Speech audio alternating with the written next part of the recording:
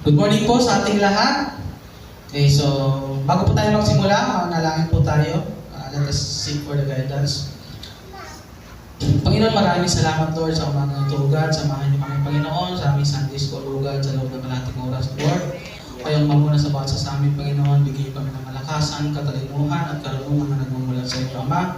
Patuloy niyo kami ingatan o God na dalan ko Panginoon. Ako Panginoon na itago niyo sa inyong cross upang kayo siyang maluwalhati. Makita Panginoon at maparangalan sa buhay ng bawat sa amin Panginoon. Maraming salamat Ama sa inyo lahat ng papuri at pasasalamat sa pangalan ni Jesus. Amen and Amen. Okay po, so itong ating lesson ay yung continuation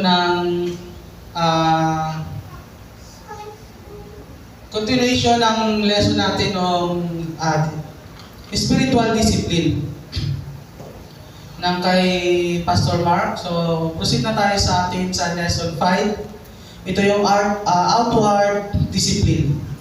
Okay po, ito nakaraan na pahapyawan pero hindi natin masyadong na-discuss outward discipline. So we are done in inward discipline. Tapos na po tayo sa inward, yung ating sarili.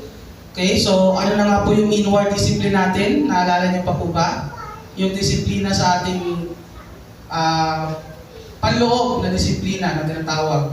So meron tayong ang inward natin, we have meditation, prayer, fasting, and study. Okay? So, sa meditation, yung nagme-meditate tayo. Sa fasting, we have kinds of fasting also. Meron tayong 4 kinds of fasting. And ano yung 4 kinds of fasting na yon? Ito yung absolute, normal fasting yung absolute, walang food and drinks. Normal fasting, may food pero walang water. And then, Daniel fasting, ito yung partial fast, mga foods. Okay, in-abstain natin yung meat. And abstinent fasting, ito naman about social media. Okay, kapag halimbawa, gusto mo isang mag-fasting ng mag-abstinent fasting, so hindi ka muna magagamit ang iyong social media account. Okay, para less tayo sa mga tawag dito, stress. Okay, nakaka-stress din kasi yun. So let us proceed to outward discipline. Ano naman yung outward? So we have, meron tayong 4, simplicity, solitude, submission, and service. So sa simplicity, sabi dyan, simplicity is freedom, excessiveness is bondage. Okay? Yung pagiging simple ay kalayaan. Di ba? Kalayaan din po yung pagiging simple. Kasi nga, okay na sa iyo yun, di ba? Hindi ka may stress na, ay, bakit ganito, ganon. Okay? So, minsan kasi yung excessiveness ay nagbaband sa atin. Yan yung tumatali sa atin. Minsan yung parang gusto mong humanap pa. Di ba? Gusto ko dapat may ganito ako bukas. Gusto ko dapat may ganito ako pagkagisip ko. So, yun po ay nagbaband sa atin minsan. Yun din yung naghahadlang sa atin, So, simplicity, sabi dyan, brings joy and balance. Excessiveness brings anxiety and fear. Okay? So, doon po tayo sa simplicity. It is outward discipline. Yung pagiging simple lang. It brings joy and balance. Di ba? Okay? And excessiveness brings anxiety and fear. Minsan natatakot tayo. Bakit? Kasi nga gusto natin magkaroon pa ng ganito ganon. Nagkakaroon na tayo ng anxiety. Di ba? Na dapat ganito yung meron ako kasi meron si brother na ganito. Okay? So next, proceed tayo sa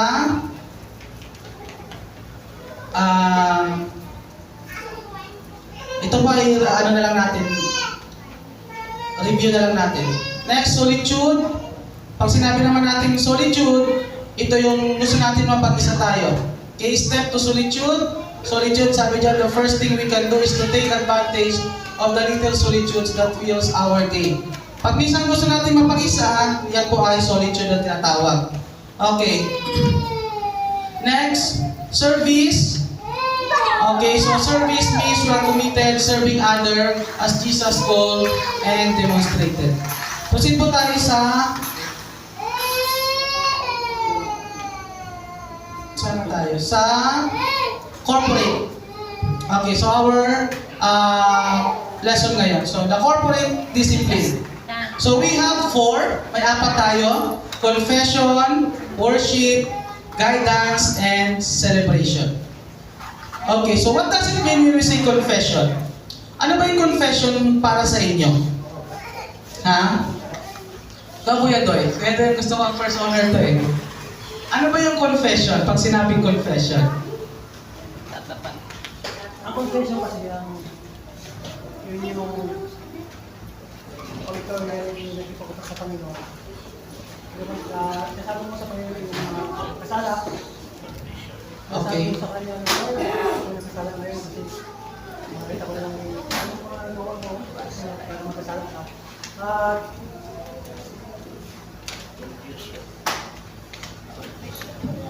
yun nga, confession ay yung pag-confess mo ng pagkasala mo sa Panginoon.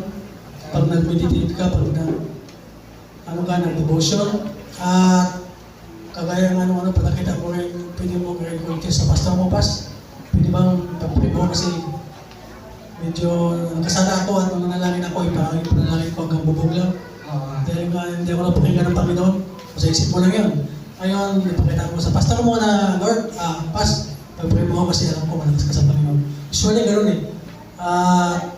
Kung kaya mo lang ibigay at i-confess sa Panginoon, kung talagang Kristiyano ka na, talagang matagal ka, pwede yun. O kung medyo hindi pa masyadong malakas yung faith mo, kailangan sa pastor. Para hindi ka madadaya ng kaaway. Kasi ang kaaway, papasok ka sa isipan mo na, ay, yung kasala ko, wala nang ano. So, kailangan, meron kang pastor na mapagsabihan kung medyo talagang ano ka na nag-isip ka sa pagkasala mo. Tama. Okay, tama po. Bigyan natin si Kuya Dudoy ng Daddy Crocodile Club. Ito, Daddy. 5. 1, 2, 3, go. 1, 2, 3, 4, 5. Correct? Okay, so tama po yun. When we say confession, ito yung pag-amin natin. Okay, ng ating mga pagkakamali. Okay, especially yung ating mga kasalanang nagawa. Sabi dyan, confession is simply the act of admitting your sin or our sin or wrong to God or to another person. Confession is necessary for the forgiveness of sin. Yun po hinihintay ng Panginoon, yung pagkukonfess natin. Ibig sabihin, nagpapakita yun na talagang ang sovereignty ng Panginoon. Diba? Nagpapakita na mas higher siya sa atin. Kapag tayo ay nagko-confess, nag-aamin ng ating kasalanan.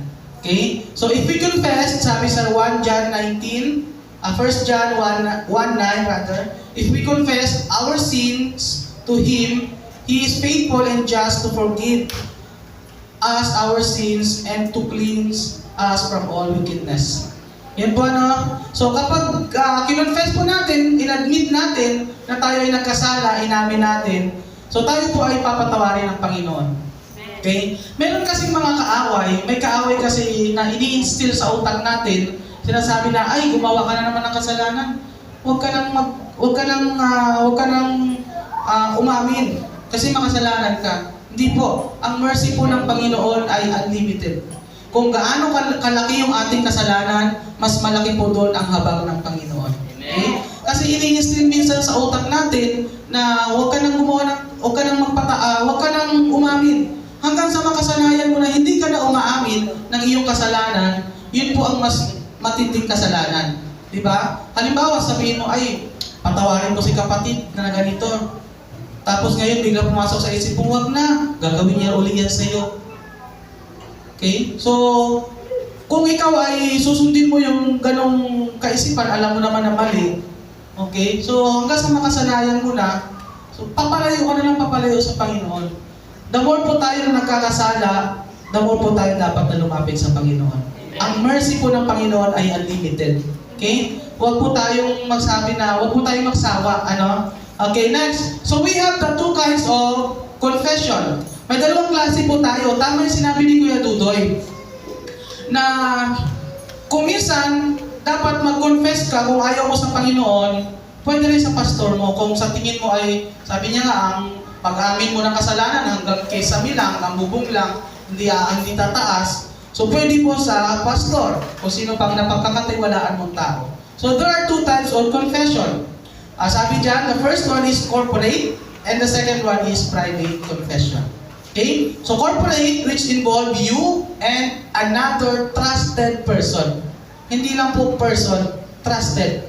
Okay? So, who are the trusted person when it comes to confession? Okay? Sa ating religious, siyempre ang ating pastor, di ba, mga priest, yan. Kapag sa ating namang tao, siyempre yung ating mga talagang pinagkakatiwalaan, maaaring asawa, di ba, anak, kapamilya especially. Okay? So, yun po yung corporate confession. Doon ka aamin. Di ba? Mahal, nagkasala ba ako? Bakit? Sa iyo. Problema ka sa misis mo ka nagkasala. No? Parang hirap umamin doon, ano? Parang hirap gawin ng corporate confession, ano?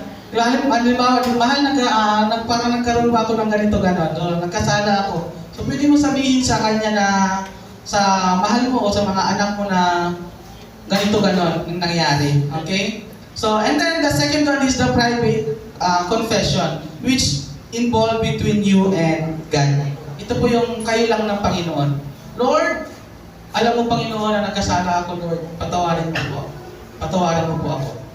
Diba? So, yung confession po, kasama yan sa ating prayer. Diba? Ano na nga yung ating steps ng ating panalangin? Naalala nyo pa? Ano na nga yung steps ng panalangin natin? Meron akong minsan dito naririnig na tama yung kanyang panalangin. Okay? Meron pa tayong proper way of praying. So aside from our heart, so ito po, balikan natin yung proper way of praying natin. How we will pray. So nakita niyo po yung confession, di ba? Adoration. Yan. So adoration, confession, thanksgiving, and petition. Huwag po tayong manalangin na diretso agad sa request. Lord, gusto ko ng ganito, Panginoon. Samahan niyo ako, Panginoon. Gusto ko magkaroon ng budget ngayong araw, Lord. Gusto ko, Panginoon, magkaroon ng sasakyan ngayong araw. In Jesus' name we pray, Amen. Hindi po ganoon, na diretso agad sa confess. Ang una po, adoration muna. Di ba? Begin by praising God. Panginoon, ang Diyos na pinakamataas, ang Diyos na kataas-taasan. Di ba? Ganon. Diyos ni Abraham, ni Isaac, at ni Jacob.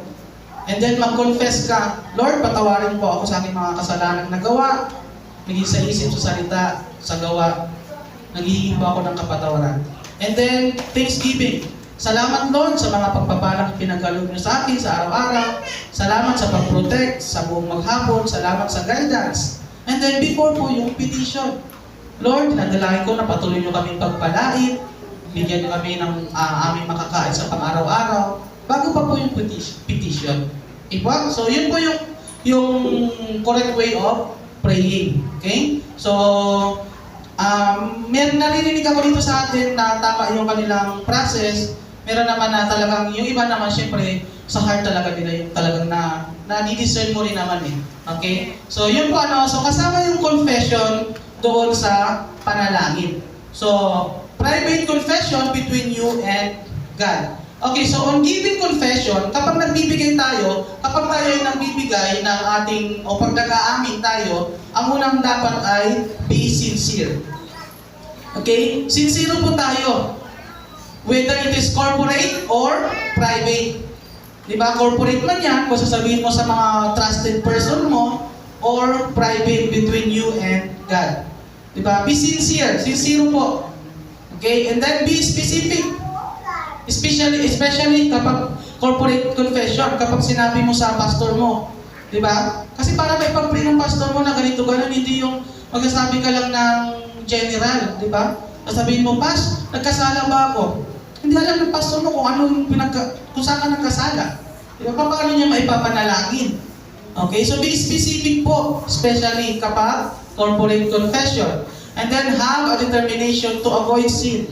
So kapag nag-amin ka na ganito yung kasalanan mo, Lord, patawarin niyo ako sa aking pagkakasalang nagawa dahil nagkaroon ako ng paghihilig sa panonood ng mga malalaswang panurin. Diba? Iwasan mo na. Okay? Unti-unti mo nang i-avoid. Diba? Lalo na ngayon sa social media, talamak yung mga hindi magagandang tanawin, kumbaga, ang term namin. Diba? Diba? So, kasi nga, imaginin mo, talagang sumayaw ka lang ng two-piece, marami talagang manunood, di ba? Unlike na sumayaw ka ng balot na balot ka. Di ba? In reality po. Di ba? Totoo? Di ba? So, kung nagkasala ka, di ba? You have a determination to avoid, iwasan mo na. Ako minsan kapag may mga ganyang nakikita ko sa newsfeed ko, parang ang lalaswa. Kiniklik ko yung tatlo doon sa taas, yung tatlong dot, tapos nakalagay doon, not interested, anymore, not interested, yung gano'n. Tapos, parang hindi na dapat ipakita sa susunod, yun, pinipindot ko yun. Para kapag nag-scroll ako, nag-browse ako ng social media account ko, hindi na siya papasok ulit, hindi siya magpa-pop up. Okay? So, ganun po, no? Have a determination. Kasi kung nagkasala ka nga, naghingi ka ng kapatawaran sa Panginoon, tapos, for the second time around, nagawa mo ulit. Di ba? Okay? So, ganun, ano? Dapat i-avoid po natin. Next, and in joy. Dapat maging masaya tayo.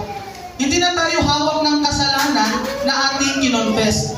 Kasi minsan, nagsabi ka kay pastor na, Pas, ganito ba, nagkaroon ba ako ng, nagkasala ako, Pas? Diba? Naisabi mo kay pastor na si kapatid na ganito, parang iba yung tingin ko sa kanya. Tapos ikaw, pagbigay mo ng confession mo, pag-amin mo, pag-uwi mo sa bahay mo, parang bigat-bigat pa rin. Diba? Dapat kapag nai-release mo na, kapag naisabi mo na sa pastor o sa Panginoon especially, dapat masaya ka na. Diba? Wala nang bandage doon. Hindi ka na dapat tali ng sinabi mo na yon. Okay? Kapag nag-amin ka na. Okay? So, and in joy. So, on receiving confession naman, kapag sa mga tayo, halimbawa tayo sa atin ang confess, okay? So, learn to live under the cross. Okay? Dapat kung ano yung pamantayan ng Panginoon ay binigay, doon tayo. Diba? So next, regularly pray for the increase of the light of Christ. Hindi pa rin po nawawala ang prayer. Okay? Bakit? Kasi yan po yung the only way to talk to God aside from reading His Word. Aside from reading the Bible. Yan po yung dalawang way. Pag-pray at pagbasa ng kanyang salita. So regularly ang sabi dyan, hindi po, hindi lang paminsan-minsan. Regular. Okay? So, araw-araw, dapat nga oras-oras. Discipline ourselves to be quiet. So, receiving confession.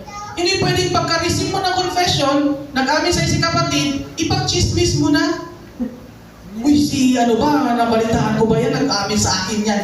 Ganito, ganun daw ikaw. Wala na. Di ba? Discipline ourselves to be quiet. Kung ikaw yung pinagsabihan, matuwa ka. Bakit? Kasi trusted ka eh. Amen. Di ba? Ibig sabihin, nagtitiwala siya sa'yo. Okay? So, hanggang sa'yo lang. Maging sponge po tayo, di ba? Nag-absorb lang. Parang gano'n. Huwag mo nang ipagsabi sa ganito. Okay? So, siguro sa tingin ko, pwede mong ipaalam, halimbawa, tulad sa atin, sa isang samahan, pwede mong ipaalam sa kanya, pero in a nice way.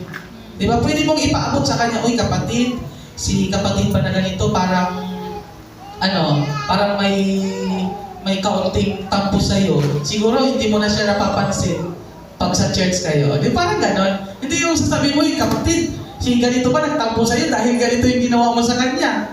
Di ba? Bakit naging chismoso ka na? So, discipline ourselves. Next, set the cross between ourselves and the person giving confession. Tatlo lang po kayo. Di ba? Kapag nag-give sa'yo, kapag ikaw ay trusted person, so ikaw ang Panginoon at yung tao lang ang nakakaalam. Di ba? So, ganun po dapat. And number 5, pray and not just counsel the person. So, ipanalangin po natin. Hindi lang natin, halimbawa, si Kuya Dudoy, nag-confess siya kay pastor. Di ba? Nagkasala ako kasi yung aking katrabaho ay parang hindi kami nagkaintindihan. So, ang gagawin mo bilang trusted person, bilang katulad ni pastor, so pray, not just counsel. Hindi mo na siya bigyan ng advice, i-pray mo rin. Sige kapatid, ganito yung gawin mo, sabi sa Biblia, magpatawad tayo. Okay? Tapos, manalangin tayo. Ganun po. Yung parang italin natin, parang yung pinaka-end natin, prayer pa rin, para yung pag-confess sa atin, hindi lumabas kung kanino. May band, di ba? Okay, next po ay worship. Marami na po tayo. Worship, sabi dyan, it is the truest form. It is an ordered way of acting and living that sets us before God so He can transform us. Napakahalaga po ng worship. Okay? So, sabi ni William Temple, to worship is to quicken the conscience by the holiness of God, to feed the mind with the truth of God, to purge the imagination by the beauty of God, to open the heart to love of God, to devote the will to the purpose of God. Yun po yung kahalagahan ng pagsamba, worship. Okay? So, there are many kinds of worship. May nakikita tayo na iba yung worship nila through action, yung iba naman yung worship nila through service to others. Diba? Pagbibigay ng serbisyo sa iba. So, that is also a form of worship. Diba? Okay, so, ang purpose lang po niyan is to quicken the conscience by the holiness of God. Okay? Mas lalo pa tayong yung ating, kumbaga kumapan, yung ating holiness. Okay? Although tayo ay nagkakasala, pero yun ang purpose natin para maging kalugod-lugod sa harapan ng Panginoon. Okay? So next, the third one is guidance. Another outward discipline is guidance. Okay, alam naman natin when we say guidance, sabi dyan, is that we came together as Christians and seek God's will for our lives. Together we can help each other out in discerning what God wants us to do. Diba sabi nga, walang sino man yung nabubuhay para sa sarili lamang. Diba? No man is an island, kumbaga. Okay? So, guidance. Kailangan din natin ng guidance.